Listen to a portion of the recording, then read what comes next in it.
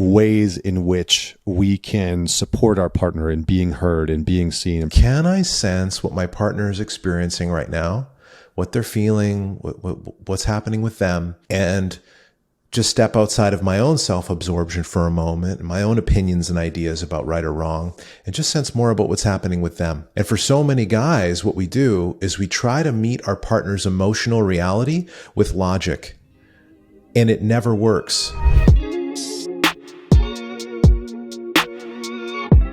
All right, Nick, how are you doing today, brother? I'm doing great. Thanks for having me on the show.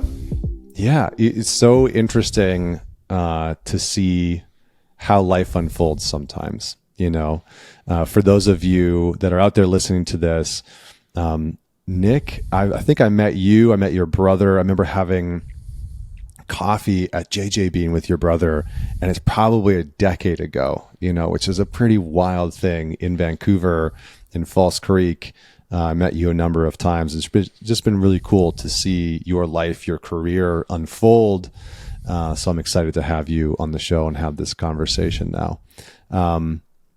Let's start where we always start. I have some random follow-up questions, but let's start where we always start, which is tell us a story about a defining moment in your life that made you who you are today. Well, there's a lot of stories I would like to maybe tell that might maybe make me look good or puff up my ego a bit. The thing that comes to mind is actually a moment in 2016. And I was at a really tough point in my life. I was making $2,000 a month, and that was after tax. My rent was $1,000, which, man, that was the glory days of paying rent. And I was $20,000 some odd dollars in debt. So if you do the math, you kind of get a sense of, okay, Nick's in a tough spot. I later learned that actually $20,000 wasn't a lot compared to what some people were struggling with, $250,000, $1 million in personal debt, and just really in bad situations. But for me, I was working a job that I hated. I was working at a car dealership in service. I was basically a shuttle driver, checking people in, taking them to their home or moving their car around, just doing this job for $16 an hour that I hated. And every morning I'd have to rush there at 6:30 in the morning, rush to the dealership. I was driving about 45 minutes to work. And sometimes, actually often, most days, I would hit the snooze button and sleep in because I didn't care about this job. I didn't want to go there. I wanted nothing to do with it. And one morning I'm doing about 90 kilometers an hour in a 50 zone, just past City Cigar. I think that's on 6th Ave in Vancouver, for those of you who know the area. And I get tagged by a cop on a bike. He pulls me over. And the icing on the cake here is that I'm not driving my own car. I'm driving a car share. And in Vancouver, that's called Evo car share. And when you're doing 40 over the speed limit in this city, your car gets impounded. But it's not my car. So now I got to pay a service charge on this. Anyway, at the end of the day, this whole situation racks up to cost me a couple grand for one choice that I made on a Wednesday morning. And that moment hit me like a spiritual 2x4 across the chest. And it was a big wake-up call to some of the challenges that I had that I wasn't facing directly. And in that moment, I walked away from the scene to take the bus to work because I no longer had a car share. And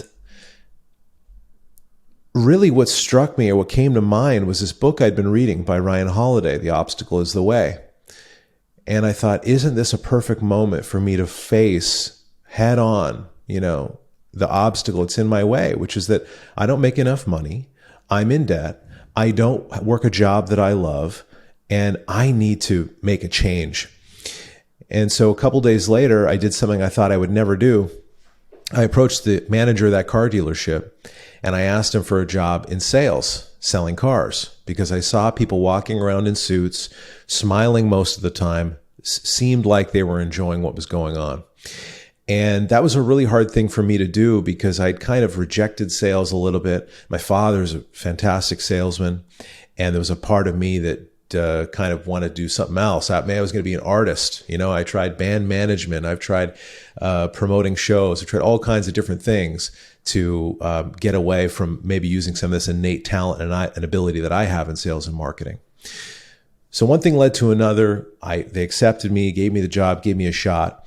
I sometimes joke that pretty much anybody with a pulse can get a job selling cars. And if you've ever gone to buy a car at a dealership, you know a little bit what I'm talking about. Some people are great, some people are not. Maybe that's just every industry.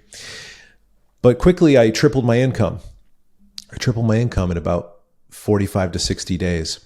And I started feeling a sense of progress in a way by taking more of a leadership role in my life and taking more responsibility for my situation. Now, the truth is the job is not ultimately, what I wanted to do. It wasn't working with people. It wasn't in personal development. I wasn't having conversations every day that were deeply meaningful to me. But it really set me up on this course of working for myself because the dealership was 100% commission.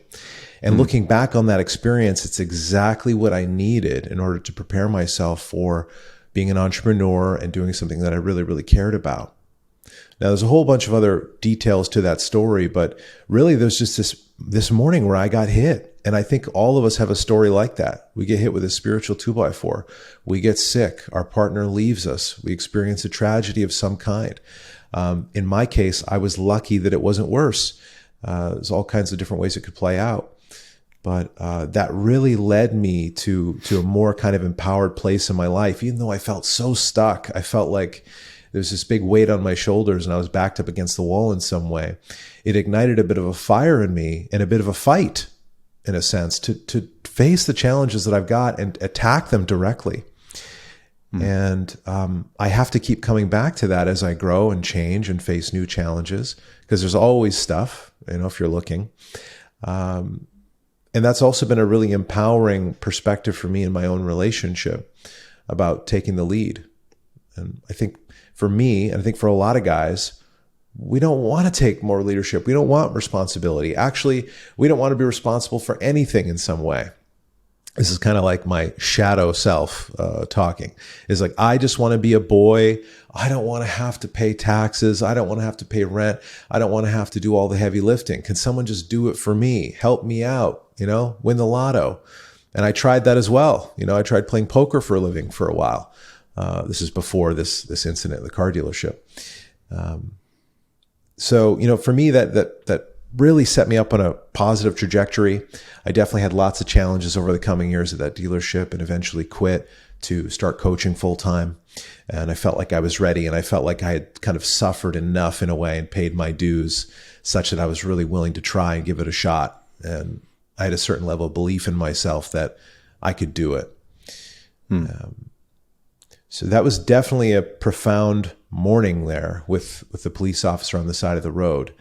And it set me up to be where I am today and to keep pushing and growing and taking responsibility for the things that aren't working in my life.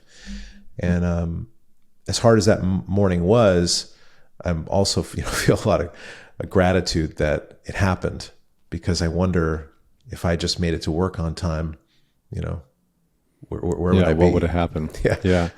Well, I think it's interesting because one of the pieces there's a couple of things that stood out to me. One, I've played poker against you, and I'm not good at poker. And I think if I remember correctly, you did fairly well that night.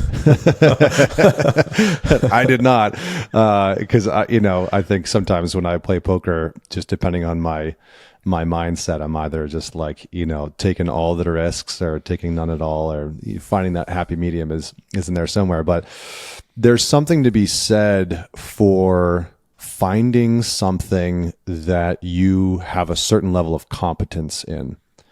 And I know for myself, I did a number of jobs that were sort of menial. I delivered water for Culligan. I worked in a gravel pit in northern Alberta, like shoveling and driving a bobcat. And there was something fun about it. Built sidewalks. I did all kinds of shit.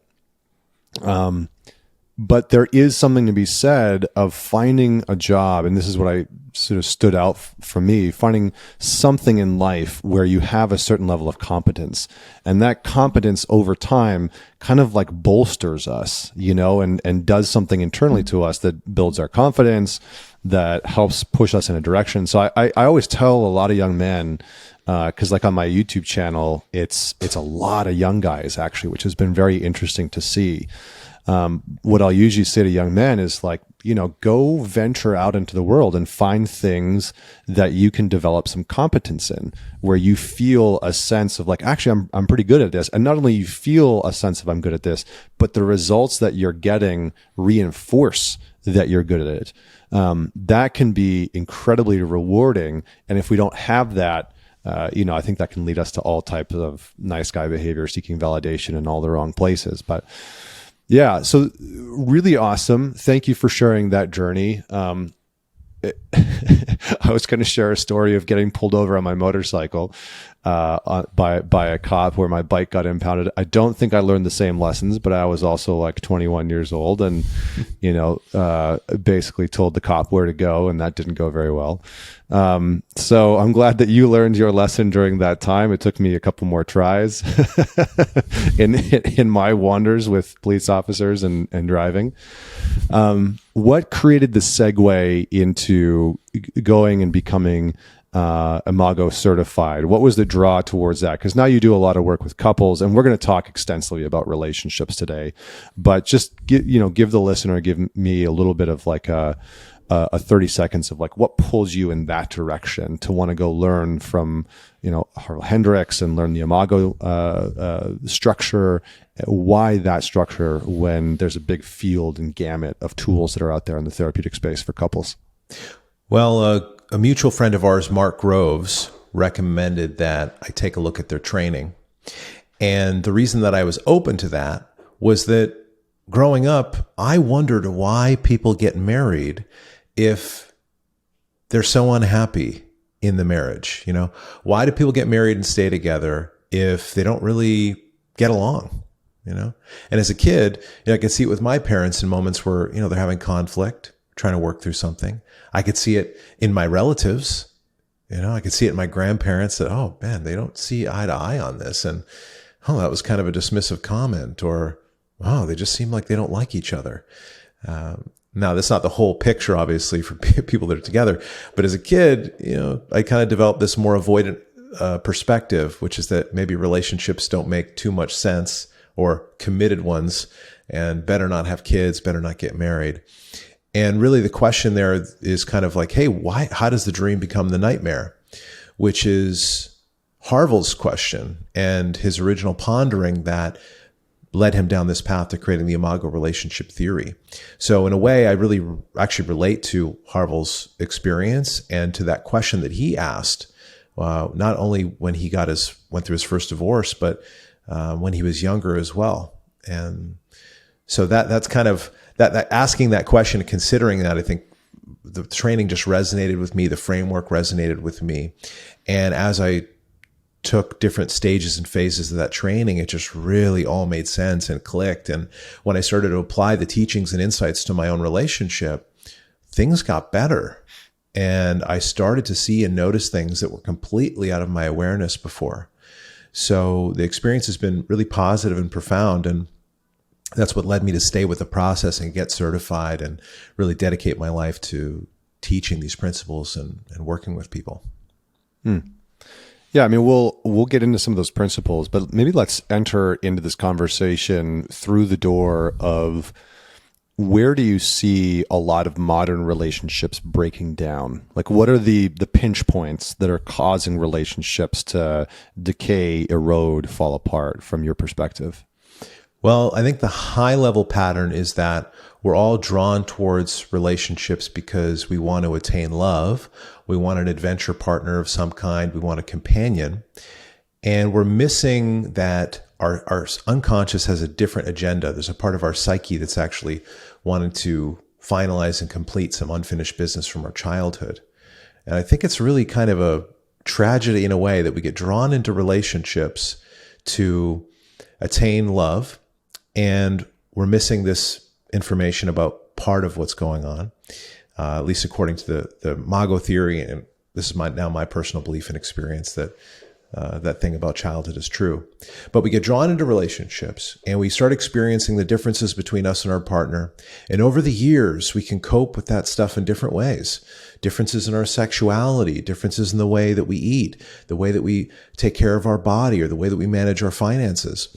And the way that we cope through smoking or drinking or pouring ourselves into video games or maybe using pornography more than's good for us or any of the or like all of them in one night. Or all of them in one night. Just a myriad of all the options, right? Yes. Drink, and let's roll a joint, get a games. beer. Exactly. Let's get all the things going, get the Cheetos in.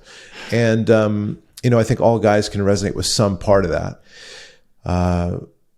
So the point of saying is that, it's kind of this tragedy that we get into relationships. We want to be in love. We want to be connected with another. We've all got this desire, and we end up in really difficult scenarios because we're not relationally competent, and we don't know how to work through some of the challenges that we face. And we end up getting sicker or fatter or, more foggy in terms of our perspective and our outlook, more shut down, more defensive, hopeless, stuck, trapped. We get these kinds of experiences. And more serious disease, I think, comes from that as well. So this is one of the bigger challenges. And, for the people listening to this podcast and who I think is probably your demographic, and certainly I know who's coming to work with me, the main challenge is that we don't know how to talk to each other without pissing each other off. We don't know how to listen. And we've all got a not good enough story that we tend to just play out every time our partner says something we don't totally like. We take it personally and we get reactive. So I think this is true for all couples, but it is the main pattern and the main issue. And people are missing key insights. They're missing key information about their partner. Anytime your partner gets upset and they don't make sense to you, their reaction doesn't make sense, that is a moment where you're getting a big flag. You can think of it as a red flag, not that necessarily you need to leave your partner, but this thing you need to pay attention to, and you need to get more curious. This is a signal. If your partner doesn't make sense to you, they're upset, is not clicking logically, that is a signal that you need to get more curious because their hysteria is historical. There's some context from the past that's driving the reactivity in the present moment. And when couples get that, they're able to transform, and they're able to move towards a more empowered experience of being together, which is about healing, about becoming allies in each other's growth and development. How would you say that something like social media has infiltrated modern day relationships? And from your perspective, what's the impact been on the average couple who's, both on social, maybe multiple social media platforms? How have you seen that impact relationships? Well, social media has done a lot of things. And I think the biggest challenge is this hyper comparison. So whether it's people comparing themselves to other people's lifestyles and feeling shame or unworthiness, comparing oneself to another person's body, to another person's partner, it really presents often a illusion of what's really going on. So I'll tell you this experience in my relationship. My partner will look at Instagram and she'll see someone writing about, how much money this couple makes together or how great their tantric sex is together. And there's something in there that sparks her yearning and desire, and something's important to her. And she brings that to me, often tries to request positively, but sometimes it's in a more anxious, needy way. And we work through that. We use the dialogue always to try to, get to the bottom of things. But the point is that I can see something or she can see something on the internet, creates kind of an anxiety in us that maybe we're not enough or we need to do more in some way. And then it can start creating conflict and misunderstandings between us when we take that stuff personally. And all the while, the content in itself is not a true picture of actually what relationships are about. Beyond this, I see every single day that I open any social media platform, a million bad ideas and just takes that are completely wrong. For example, your relationship should be easy. And if you've been in a relationship for more than 6 months, that it's not easy. And it's not supposed to be easy. I agree with you on this one. I've seen a lot of content out there that's like, he should just know what you want and be able to meet your needs. And she should, if she doesn't figure out what you want, then, leave them. And I'm like, who are these people espousing this bullshit? Like, it's just nonsense. I think it's so detrimental to the average person, because there is something inherent. Like, look, I'm not saying that your relationship should be the most difficult thing in your life. I'm not saying that it should be the most challenging aspect of your existence, but your relationship, like anything else that is worthwhile, having the type of body that you want, having the type of bank account that you want, having the type of vocation and career that you want or business that you want, that is going to require a significant amount of effort. And this notion that relationships should be effortless really seems to have infiltrated the collective conscious in some way. And I see all these, small messages and large messages that advocate for some type of non-responsibility, that you're not responsible for advocating for your needs or your wants or your desires, or, just like how you want your relationship to look. So yes, I'm on the same page. Tell me more. What else? What are some of the other messages that you see that are harmful? I think just one thing on this point of easiness. I want my relationship to be easy. Everyone wants their relationship to be easy. And that is an entirely different conversation, because you can say, okay, this is my want and this is my desire. So how can we make that come alive? How could I co-create that with my partner to the best of our ability to maybe reduce our suffering, increase our understanding, increase the felt sense of intimacy and connection? And that takes work. It takes commitment.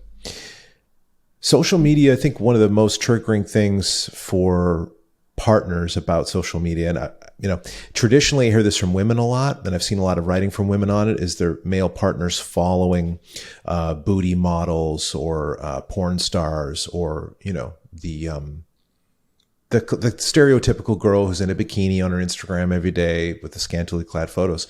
And that's very triggering for partners, because they're feeling like, well, why are you following this girl? Why are you liking all of her photos? And to some people, it feels like straight up betrayal. It registers in their body as abandonment. And at a lesser level, there's just general feelings of jealousy. And I see and notice a lot of male partners meeting that with defensiveness, meeting that with dismissiveness or avoidance, and basically invalidating their partner's feelings, which is another way to really increase the amount of fighting. Is tell your partner that they don't make sense and they just need to relax. When your partner feels unseen, unheard, and invalidated, they just get more anxious. And they typically are going to use negativity to try to not feel that way. Can you, though, I think those words get said a lot online in conversations about relationship, this notion of like, I'll have guys come in to men's weekends or come to work with me, and it's like, my wife she keeps saying that I'm not seeing her. I don't hear her. She wants to feel more seen. She wants to feel more heard. That type of language, I think, sometimes can be vague. I think for a lot of guys who, we're pretty rational and logical most of the time, where it's like, okay, I do see you and I do hear what you're saying. So can you dig into that a little further and give some tactical examples for the guys that are out there listening? They're like, okay, I've heard that from my girlfriend. I've heard that from my wife. Decode this for me. What the hell does it actually mean? Yeah. So what does it mean to actually make your partner feel seen and heard? How can we break that down a little bit? When your partner says something to you about their experience, and if we're talking sort of in a heteronormative sense here, that the guy is hearing something from his woman, how can you maintain a sense of presence, which is like durable curiosity about her? Turn off the TV channel of your life and just be with her experience for a moment, without having to fix it, without having to change it, and see what kind of difference that makes. And can you hold this pose as John Wineland likes to say, can you hold this pose for 30 seconds, for 10 minutes, for an hour? You know, and that it might be hard to do it for a minute. For many people, it's near impossible to do it for a minute until they learn that this is important and they start making an effort, and slowly they're able to do it. And they're going to have setbacks and make mistakes. But, you know, can we turn off the TV channel of our life and just actually be with our partner for a moment, get curious about them instead of getting defensive or offensive in order to protect ourselves and our identity or our sense of power? And there's a couple key things you might do, which is to turn off distractions, put your phone down, turn towards your partner, make eye contact with them, and try to practice this thing called attunement. It's just being with your partner in the moment, hearing them out. And that doesn't mean you should let your partner go on for 2 or 3 hours on a tirade, putting you down or criticizing you. Boundaries are important. But when the time is right and you're both available, to just be able to do that, to try to practice this more often. It's really about seeking understanding rather than proving yourself right. I like that. I think my wife and I led a little couples follow-up workshop last night for a virtual group that was part of a workshop that we led for couples. And part of what I said was, sometimes we need to put the context aside and put the experience forward. You know, so it's like sometimes we get lost in, I find myself doing this too. I'll get lost in the details of what my wife is saying sometimes. And I'm like, okay, like, you know, this is going on in the relationship, or she's talking about something that's happening in her business. And I'm trying to track all the details and, you know, figure out how she might be feeling because of that. And then what I've found is when I can put the context aside, when I can actually just put the details aside a little bit, and go more for her direct felt experience. Like, what's actually going on inside of you? You know, as you're talking about this, what's it like? You know, what are you experiencing? And I'll ask certain questions that I've found to be super helpful. Like, what do you want me to understand about that? Like, that's a godsend of a question I found. You know, it's just, what do you want me to understand about that? Well, I want you to understand that when, you know, my mom said this or this happened in my business, that it made me feel X, Y, and Z. And I'm like, oh, okay, got it. I understand that now. And so I think that sometimes, to come back to social media, there's some very beneficial stuff that's out there. I love your content, by the way. I think you've done a very good job at curating some messages and teachings that are very practical and tactical and understandable. I do think that there's a lot of content that's out there that's like nonsense, you know, where it's just lost in the minutia. And sometimes these things in relationships are more simple than we are making them to be. You know, they're more simple than we're making them be. So I love the breakdown that you were saying. Anything else that you would add into that in terms of ways in which we can support our partner in being heard and being seen and prioritizing those things for them in communication? Well, one of the things, Connor, that you just said, you just described this moment with your partner where you're trying to sense more of what her experience is. You're trying to sense more of what she's feeling. This is a kind of relationship mastery. This is something that all people have an ability to do, but we just don't know how. We need to learn. And it's really about empathy. Can I sense what my partner is experiencing right now, what they're feeling, what's happening with them, and just step outside of my own self-absorption for a moment, and my own opinions and ideas about right or wrong, and just sense more about what's happening with them. And for so many guys, what we do is we try to meet our partner's emotional reality with logic, and it never works.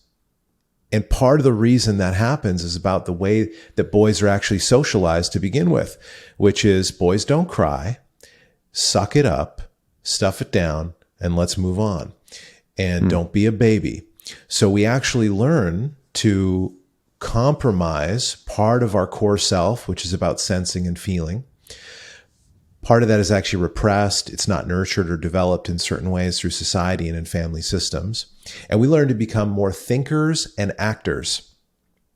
And isn't it interesting that if you resonate as someone who's a great thinker and you take action in life, that you are probably attracted to someone who's more of a sensor and a feeler, And their emotional reality sometimes is triggering to you because of how big some of the emotions are and how much it doesn't make sense. And this is part of the dynamic about opposites attract, that the person who's more of the thinker and the feeler or thinker and actor is attracted to the sensor and the feeler. The person that's more in touch with their emotions, the person that cries more, they're attracted to someone who is able to take action, doesn't get as overwhelmed with circumstances, is able to quickly come up with solutions.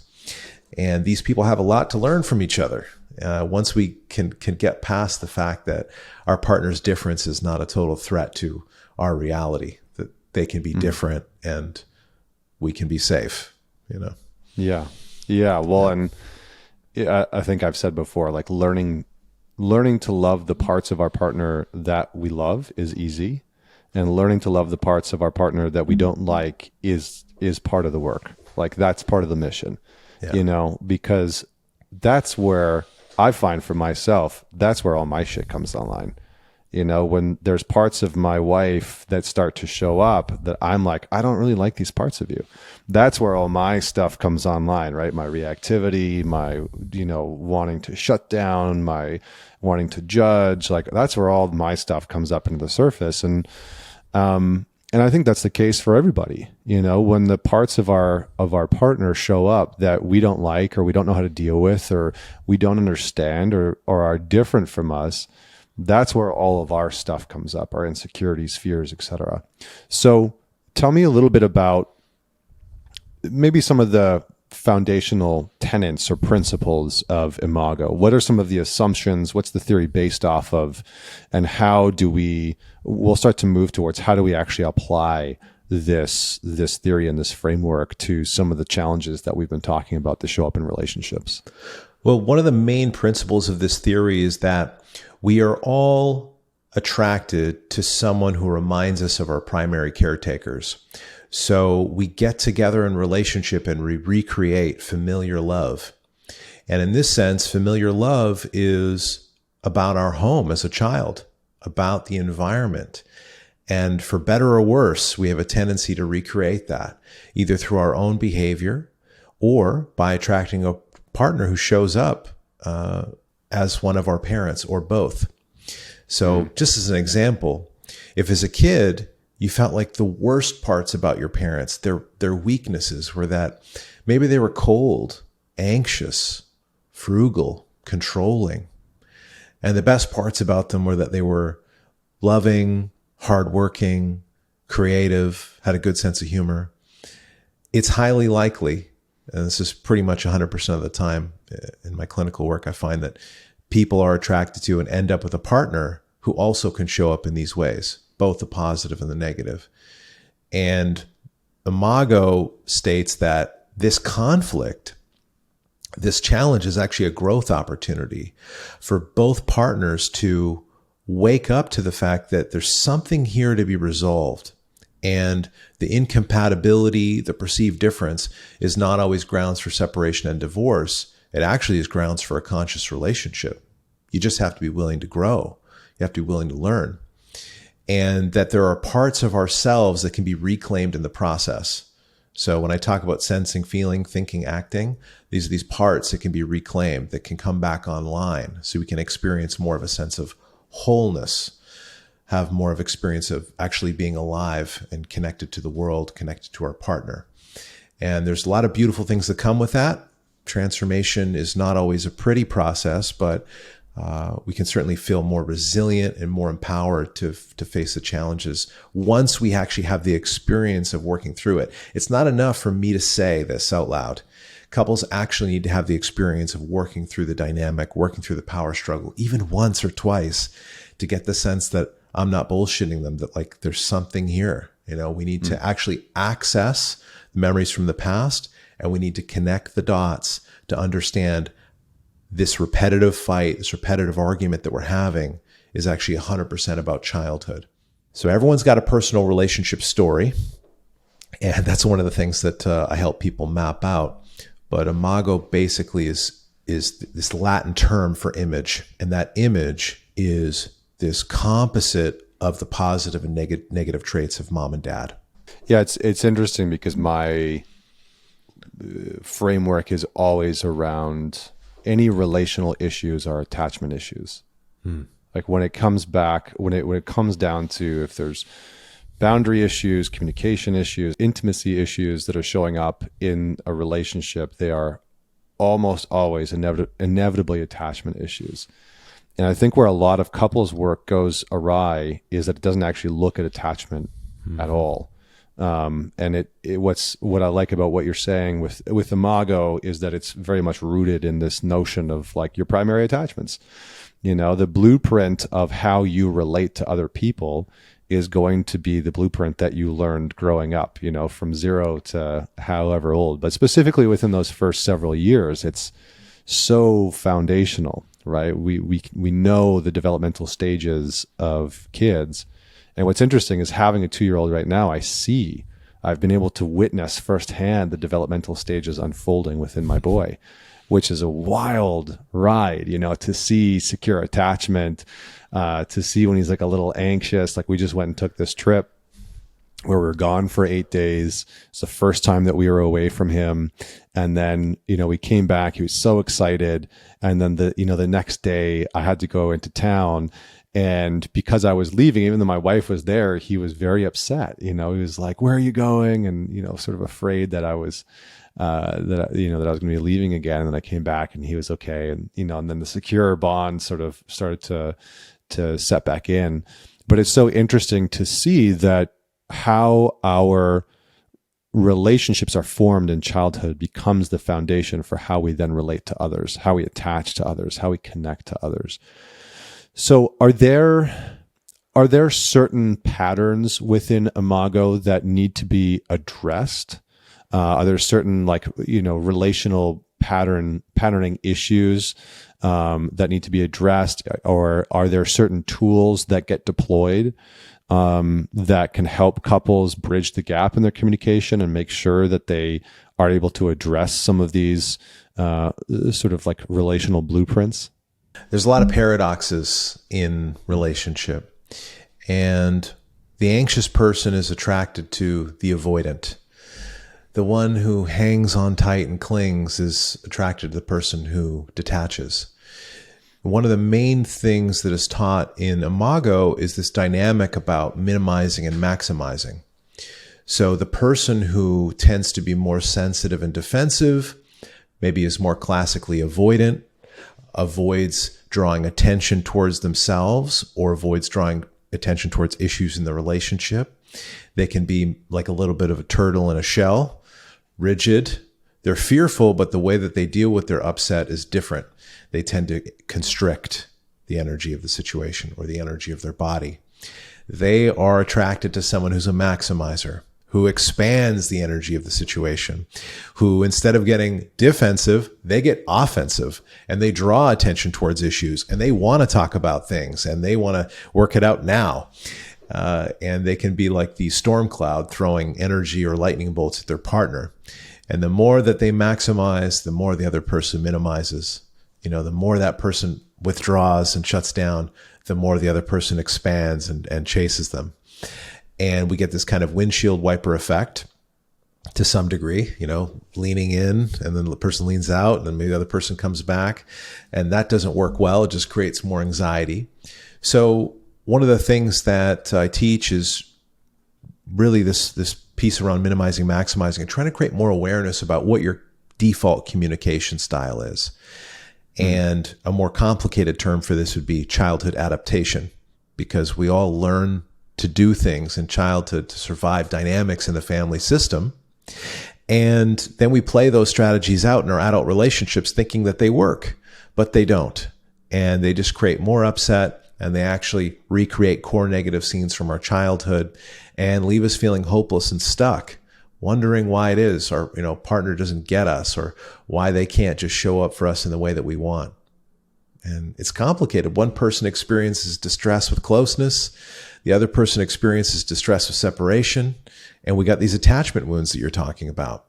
So the first piece is just actually becoming aware that these dynamics are happening so that we can notice that, see if it's actually true for us, try to find ourselves within the pattern. And that creates opportunities for new choices. And if we make new choices, we can actually create change. So after that piece, because I can hear people in my audience like, yeah, that's us. That's my relationship. I've been in that, or I'm in that right now. Help. So after the awareness piece, we start to see this pattern playing out, and maybe it's helpful for us to really define some of the like description of that pattern, right? Like when it begins, when the other person pulls away, what causes it, what causes us to pull away, et cetera. How do we begin to interrupt that pattern and create something more secure where each individual is leaning in? And maybe if you can break it down to like, what does the pull away person need to do? And what is how did you describe it? Like throwing, thunderbolts into their emotional thunderbolts into the relationship, constantly wanting to talk about the conflict. What does each individual need to sort of tackle to undo this pattern? One of the main things you can do is to ask for what you want in a positive context. Too often we use negativity to try to get what we want. We criticize, shame, blame, put down our partner in an effort to get them to love us the way that we want to be loved. Our part of our brain thinks it works. I can tell you it doesn't. And we need to find a new way. It's easy to be frustrated. It's easy to complain. It's much more difficult to take responsibility for what we need and ask for it in clear terms in a vulnerable, loving way. And just for example, if I got a problem with how much my partner spends online shopping, instead of me saying, you spent $1,500 again this month on clothes. I mean, what's going on? I could say something like, honey, I noticed that we're spending a lot of money on clothes, and it's so important to me that you and me develop, financial security so we can have just, a more peaceful existence and lower our stress levels. And I want to work together with you on that. Can we talk about this in another way? Or could we talk about a budget? Or, how do you feel about that? Does anything come up for you? And being curious about your partner's experience. There's a more in-depth method that I teach, which is the IMAGO dialogue, which creates two roles. And I'll tell you, it's groundbreaking. One person listens and the other talks. And so many of our conversations go sideways because the listening is almost non-existent. And our partner's just talking at us, maybe in a monologue format. Maybe they're talking down to us, and now we're feeling Shakespearean monologue format. Yeah. And then why hath thou? Exactly. Yes. Yeah. On a podium. And, we can start to feel unequal. And when that sense of equality starts to go down, we start to feel anxious and we get defensive. So part of the opportunity here for the person that constricts and gets quiet and kind of works things out in their own mind and doesn't talk to their partner about issues, they need to open up more. They need to take more ownership of what they're feeling, what's going on within them, to ask for what they need in clear and positive terms. Be more present, be more available to the other. And as I'm saying these bullet point items, we could write a book on these. And at a high level, if you can find a way to stretch into one of these opportunities inside of the moment with your partner, inside of the conflict, it can change your life. It's just that you got to put some energy into it. You got to focus on it. You got to try a new way because the old way isn't working. For the maximizer, it's a little bit different. For the person that expands, wants to talk about everything now, they're getting worked up about something and they'll tell you all about how they feel. They need to back off a little bit. Their needs matter. Their reality is important, but they need to contain more of their experience, work on self-regulating and self-soothing. I would argue that's an opportunity for pretty much everybody. But this backing off, containing more of their experience, and developing more of a sense of self. The maximizer, one of their wounds as a child is about invisibility and not being seen and heard.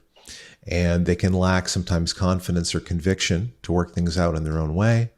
They can sometimes lack hobbies and passions and interest or purpose in life. And these are generalities. Not everyone's going to fit this template exactly. But the point is if they can just take a breath, back off, even though in the moment they're feeling this is urgent, we need to talk about this now. Just check in and ask themselves, okay, is that really true? Could we talk about it this afternoon? What would happen if I gave myself 24 hours just to sit with this experience and schedule a time with my partner to talk tomorrow? It's kind of like anyone who's ever gone to your keyboard and written an angry, pissed off email, or you just hit reply immediately to something you got that you don't like. That message is typically not going to be as articulate and grounded and effective as you'd like it to be. So we can benefit from just taking a breath, taking a pause, waiting 24 hours to respond, and seeing how that changes part of the dynamic. And this can help to cut through some of the reactivity and those spontaneous negative reactions that create more upset in our partnership. So those are the main opportunities for these two communication styles. I love that. And I appreciate you laying that out in a sort of tactical way. And I would really encourage the audience, if you're somebody that's in a relationship, even if you're not, you can reflect on your past relationship and see, which archetype are you, and maybe do some writing about what Nick just laid out. But if you are in a relationship, this is probably something that you want to listen to with your partner and say, okay, which one am I? And how does that show up in conflict? How does this show up when, things are getting tough between the two of us? And I think that can be a very, very beneficial thing to do, because it'll give some insight into, okay, what's my role in perpetuating the conflict? And how do I actually, begin to navigate that on my own? Because I think what can generally happen in a lot of relationships is that we move into finger pointing, right? It's like, well, you need to do this and you need to do that. And I think that's one of the other things that I've seen a lot of on social media is there's a lot of like, your partner needs to do this and your partner needs to do that. And they need to make sure that it's like, personal responsibility in a relationship is one of the most important elements, because as soon as we get into the driver's seat of telling our partner what they're doing wrong, we're kind of losing the game, like we're kind of losing the footing in the relationship. And this is something that my wife and I have worked really diligently on, is as soon as that aspect of relating starts to rear its head, it's like we pause immediately. I've talked about this before on the show, but having certain ground rules for what's cause for a pause in your relationship is so paramount. And for me, that's just one of them. As soon as I hear myself or I hear her going down this pathway of like, you need to do this, or, I think you need to look at this, or you should take care of that. It's like, okay, we're going to pause here. What's going on? Yes. Why am I saying that? What's happening inside of me? So I love that you laid that out, and I hope that people take action on that to start to dig into it. Let's shift gears a little bit out of communication and conflict and into sex and intimacy. Tell me a little bit about, we're just going to return to the modern relationships. What are some of the main challenges that you see happening in couples when it comes to the realm of sex and intimacy? Because there's something like, I think the stat is that 30% of couples after the 2-year mark will be sexless. And when I remember hearing that and reading that, I was like staggered by that. I didn't think that it would be that high, but it makes sense. And I think sexless is defined as, 4 or 5 times a year or less. Okay. So what are some of the core pieces that you see impacting sex and intimacy in relationships? And then maybe we'll pull in IMAGO to see where that goes, or just like your personal take, because I think that's important. Yeah. Well, one of the first things about sex is that it's totally X-rated. I mean, I don't mean that in any kind of pornographic way. I mean, it was totally X-rated for you to even be yourself in your family system for the most part. I'm not talking to you, Connor, but that's certainly true for me. Might be true for you. And I'd bet big money, because I'm a Vegas guy, that it's true for everybody listening, that there was parts of you that were totally restricted, not allowed. That's not welcome here, including your own sexuality. It's not okay to masturbate, not okay to, I was raised Catholic, so it wasn't okay to think about anybody naked, wasn't okay to swear, wasn't okay to do anything. And then I had to go apologize to some old man in a pew, who's wearing a robe, and tell him about my sins and really affirm that I am bad and I'm wrong and there's something I need to apologize for, and I better do my prayers, otherwise I'm not redeemable. I mean, that setup, whether you're raised Catholic, Christian, or some other denomination or religion, it doesn't matter. It's usually a part of a lot of these systems. So that in itself is just a big challenge, that, it's not okay for me to have fantasies. It's not okay for me to have sexual wants or needs, or be into things that are kinky, or ask my partner for something specific. And part of it is that I just fear that maybe I'll be rejected. I'll fear that, there'll be some consequence for me if I talk about that with them, or I bring that to them. Sex is tough. When we got these taboo subjects that aren't talked about, that get censored on the internet and Instagram, and the information is restricted in that way, we're also set up for failure because we're not educated. We're not given information about female arousal. A lot of guys don't know that actually your partner needs 20 to 40 minutes of foreplay, in order to be more open to penetration. And there's things like this that can really shift the game if you just actually focus on some key points. But in terms of sex, if we don't feel safe, that's just kryptonite, for our sex life. And that's not about physical safety. It's usually about actually, I don't feel safe to be me. I don't feel safe to talk about myself in some way. And this isn't a conversation about fragility. This is a conversation about truthfulness, integrity. How are we showing up in our relationship outside of the bedroom such that we're connected? Intimacy is not just sexual. Intimacy is emotional, spiritual, intellectual, non-sexual, hand-holding, cuddling, eye gazing. So it's really actually these other issues in the relationship, these emotional, psychological challenges that we face, the parts of ourselves that we hide from our partner, that start to create distance from them. And then we feel disconnected. And then we can start thinking, well, maybe I should find someone else to love me the way that I want to be loved. Maybe I'll stay with my partner, but I'll put my sexual energy elsewhere because it's safer to do that, because I won't have to face rejection. I won't have to be vulnerable in any kind of way. Let my partner know who I really am. I'm not a trained sexologist, but when couples come into my office, one of the things that I'm thinking is, how's the sex life? Because when you're mad at each other, you're contemplating divorce, things don't feel good. Okay, well, what's going on in the intimate realm? And what's happening in the space between the couple, which is really a concept from IMAGO, which is that your relationship exists in the space between. It's not in you. It's not in your partner. It's not tangible. You can't box it and sell it. It's an idea you've got in your mind. And the way that you perceive the whole thing and the way that it feels is about what's in that space between. So what kind of touch are you putting into that space? What kind of behavior, actions, sentiments? Because everything you put in is going to become the shape and the color and the tone and the texture of the relationship. So when it comes to sexuality, one of the things that we all need from our partner is the embodied sense that it is okay to be sexual. So every man, every woman, what they want from their partner is the felt sense that it's okay for me to be sexual in my own unique way, within the boundaries and the agreements of the relationship. That's a really big one. And oftentimes when people get clear that this is actually one of the messages they crave for their partner, they can begin to design and craft statements that actually would help to bring that quality alive, would actually help to make them feel more that way. And it's going to be different for each partner.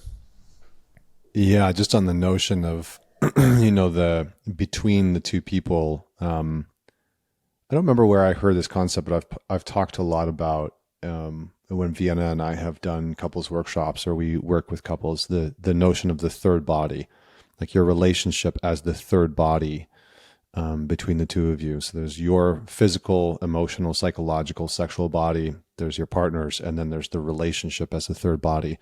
And it needs nurturing. It needs touch. It needs love. It needs, it needs both individuals to sort of pour into it. And so when you were talking about that, it sort of brought that up for me. And I think that that's so valid and so important, especially within the conversation of sex and intimacy.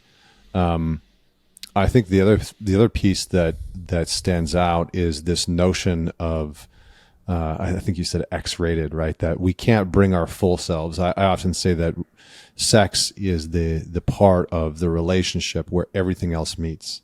It's the sort of truth teller on your communication, your level of authenticity, your boundaries in the relationship. It's the truth teller where everything sort of shows up. And sort of tests those aspects of the relationship. And so I think it's interesting because I think within modern relationships, sex has become commoditized in some ways. I think a lot of guys have become sort of, desensitized in some ways because you can watch porn, you can watch whatever the hell you want at any given time. You can go on OnlyFans and pay a woman to sort of give you some girlfriend experience and give you some sort of like pseudo attachment and pseudo relationship. And, I think that's happening for women as well in some level. But it's interesting because the couples that I've worked with over the years who have phenomenal relationships, part of it is that sex is a priority. Sex is a very real priority for both people. That doesn't mean that each individual is like, wild about sex, that it's been like this super important thing their entire lives, but that both people have a commitment and dedication towards prioritizing sex within the relationship. And so on that note, one, do you agree with that? And two, do you have insight into how couples can begin to prioritize sex and intimacy? And are there certain tools that IMAGO can put forward for couples to deepen their level of sexual connection? Mm-hmm.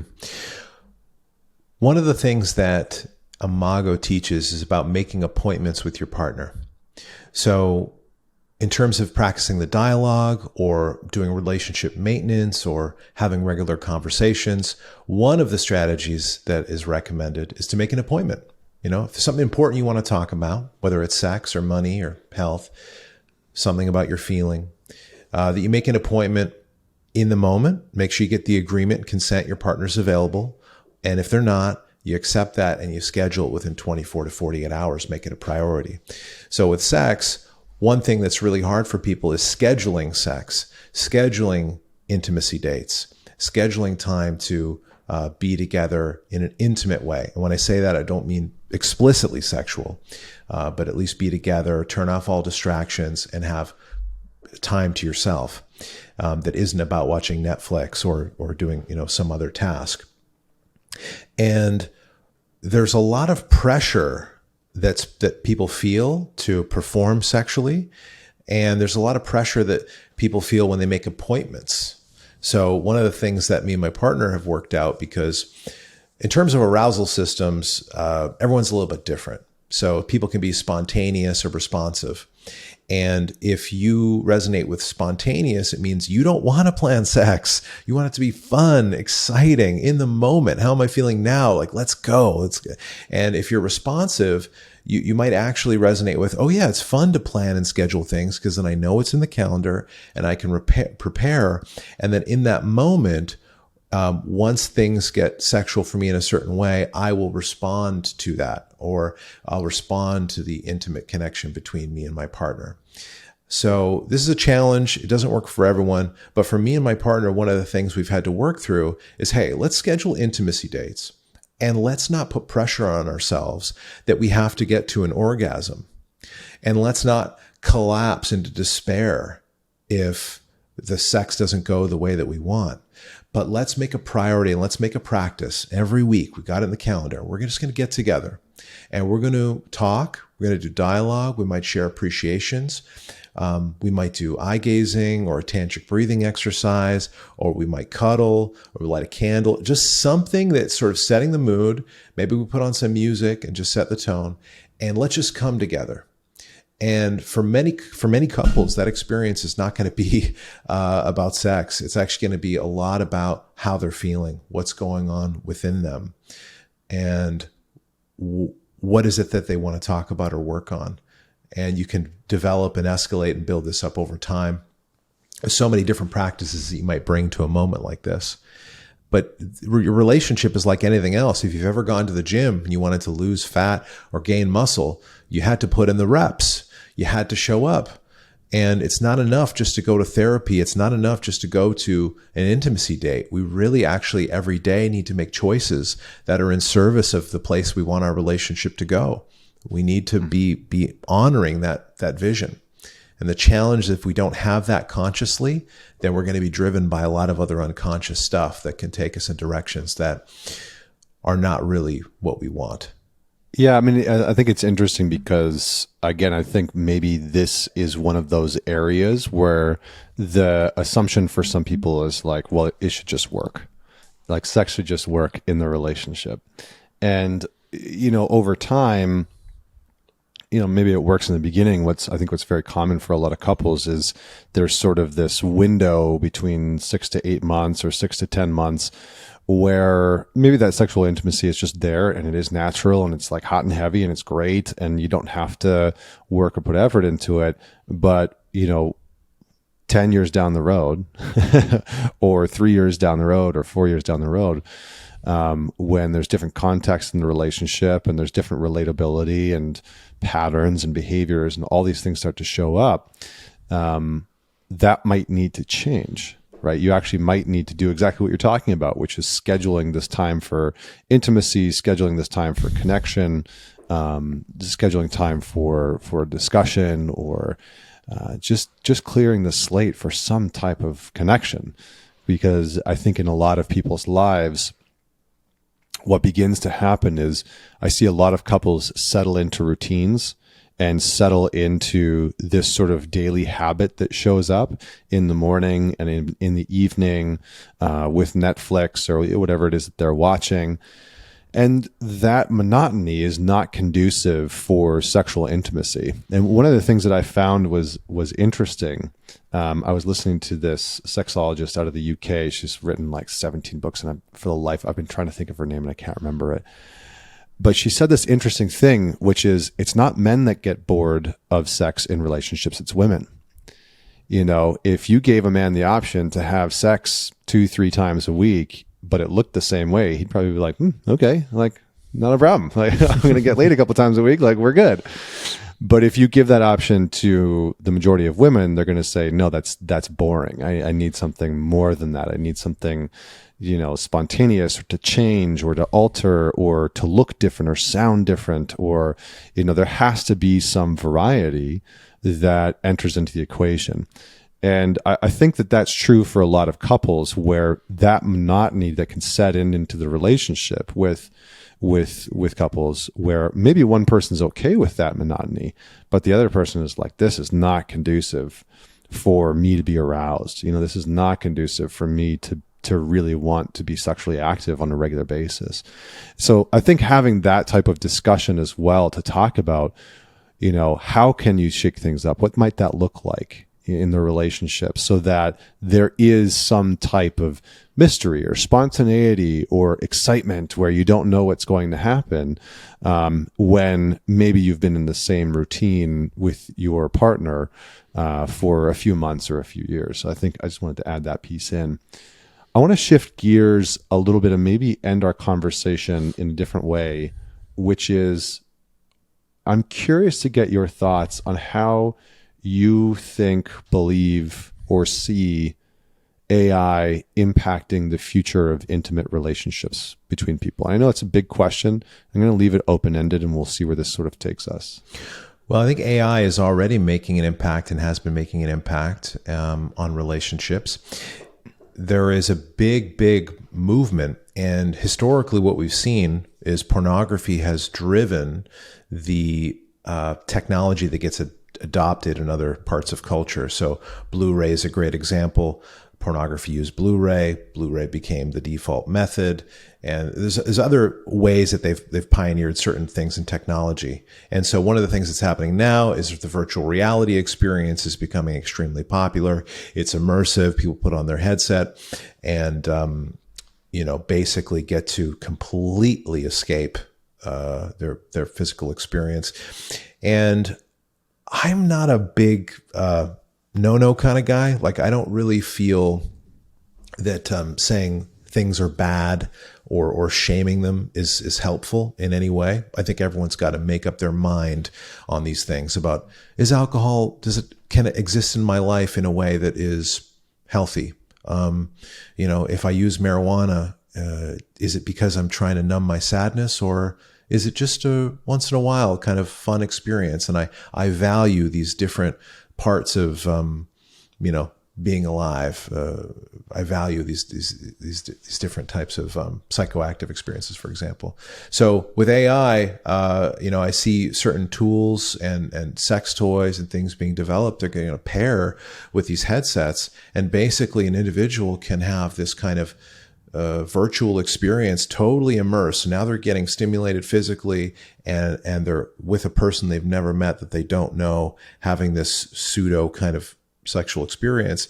And there's a level of kind of dissociation, I think, that is already a problem for people.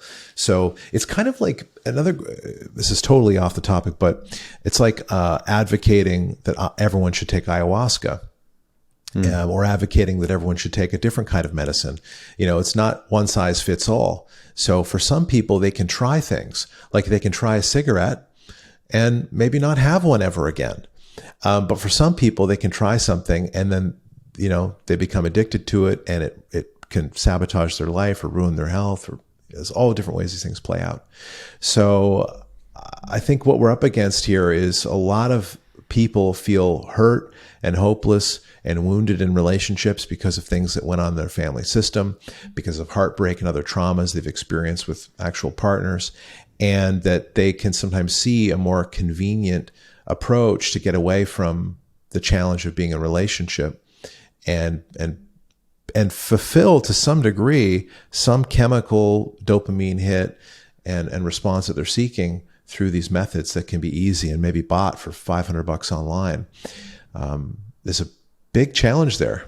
And I don't know exactly how it's all going to play out.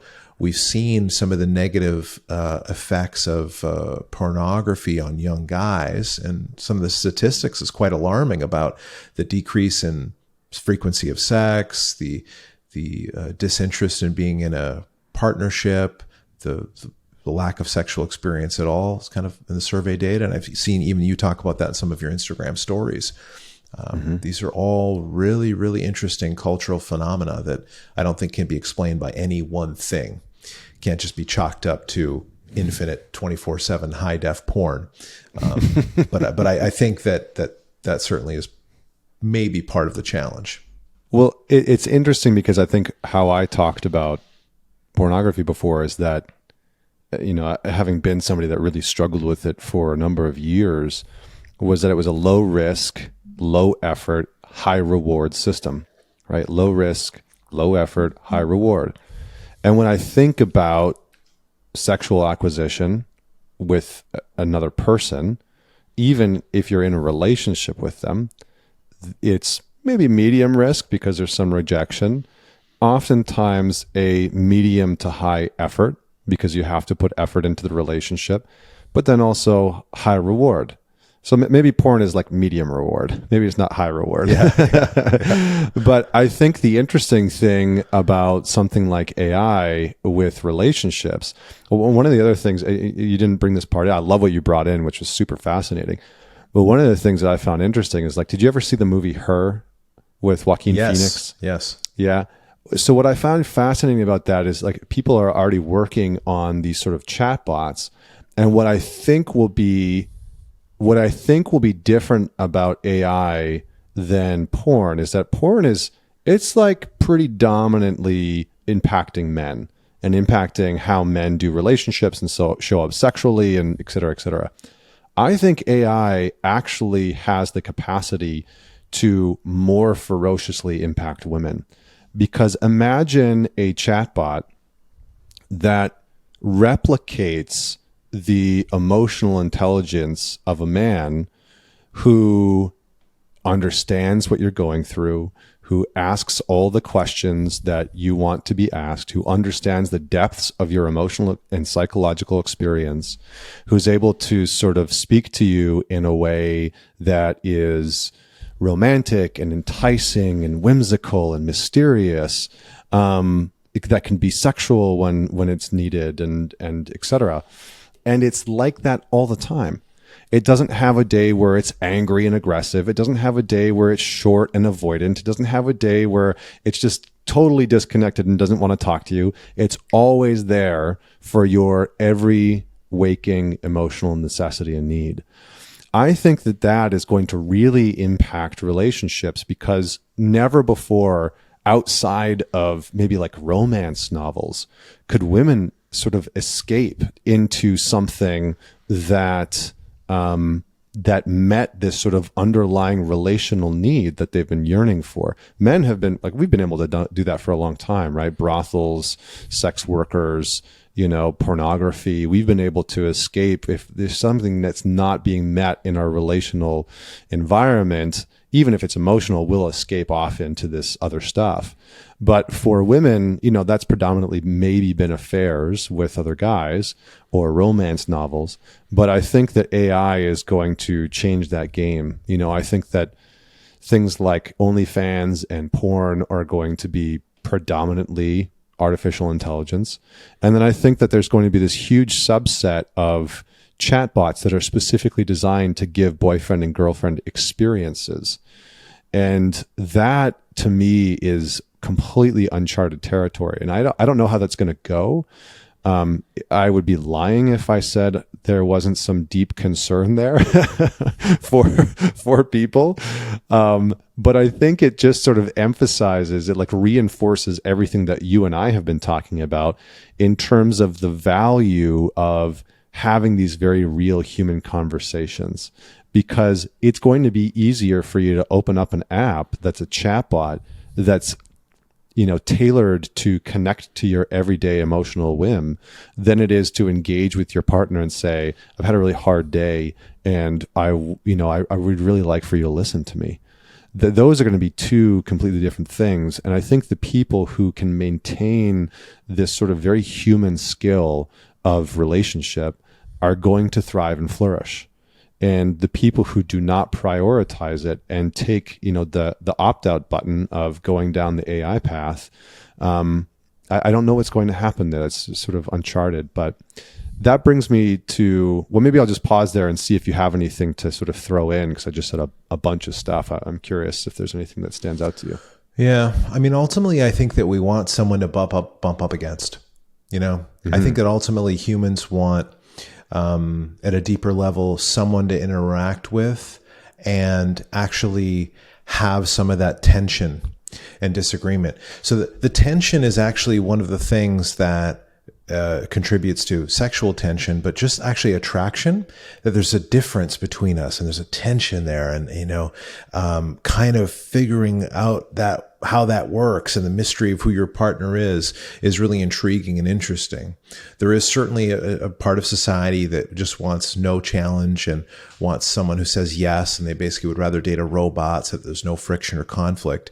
But that's generally actually about their childhood trauma than it is about having the best possible experience of relationship.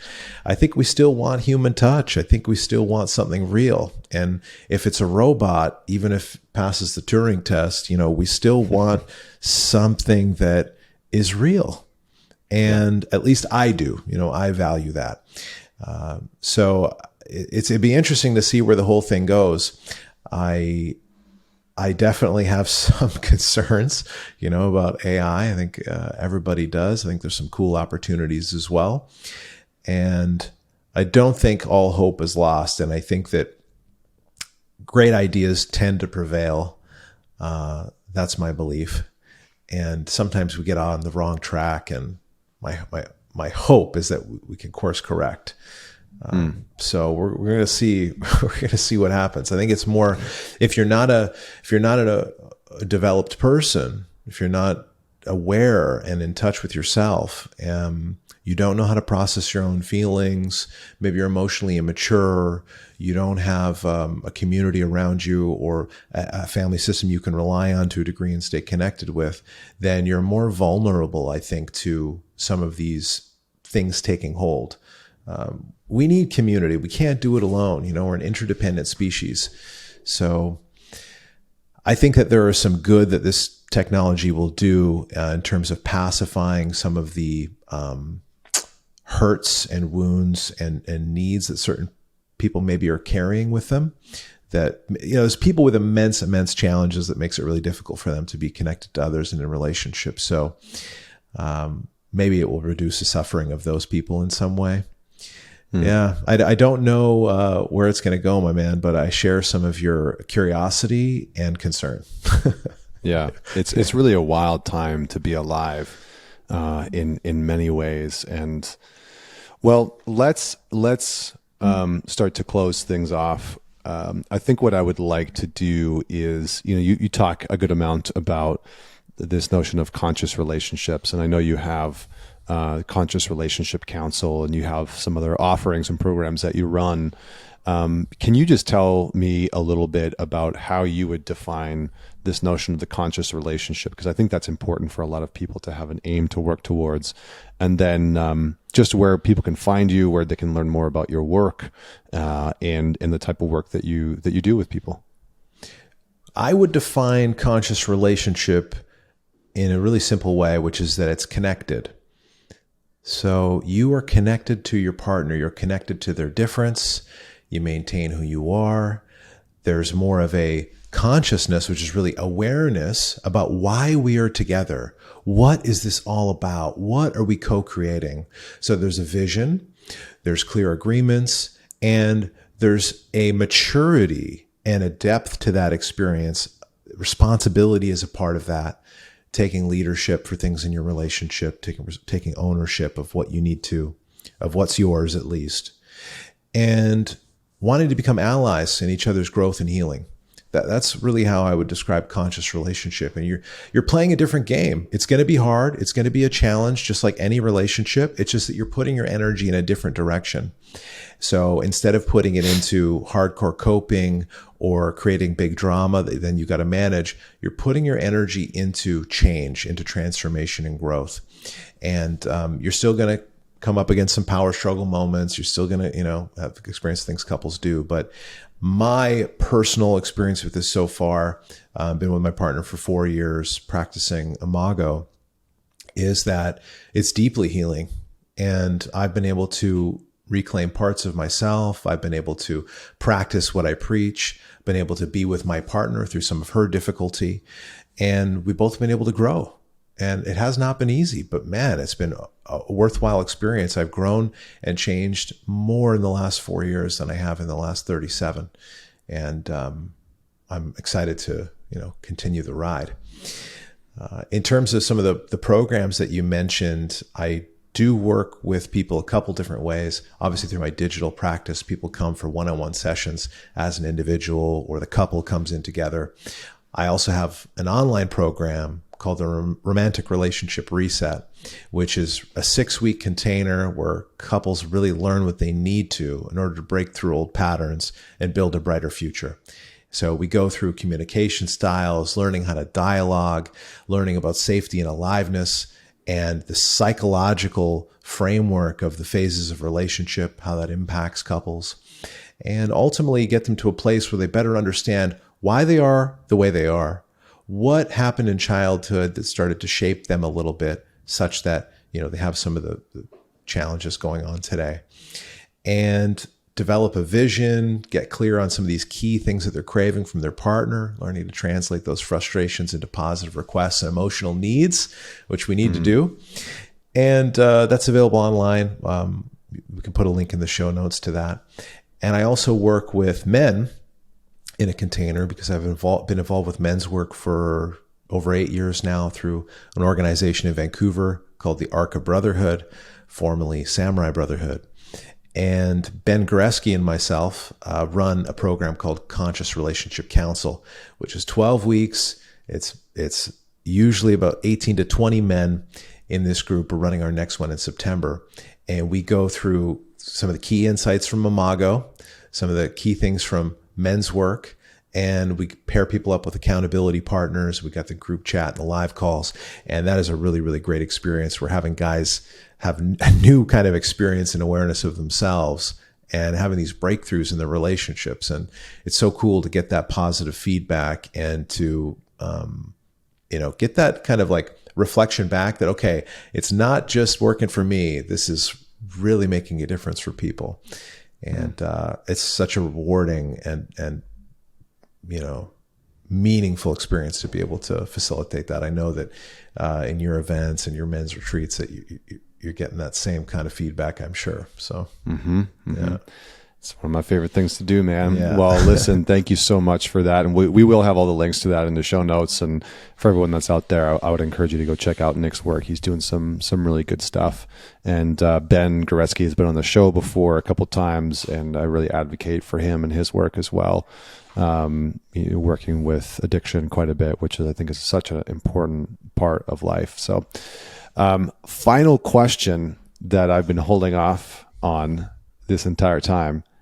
Tell me about the picture right behind your head of the old man and what looks to be like the devil, or is that tell me about that.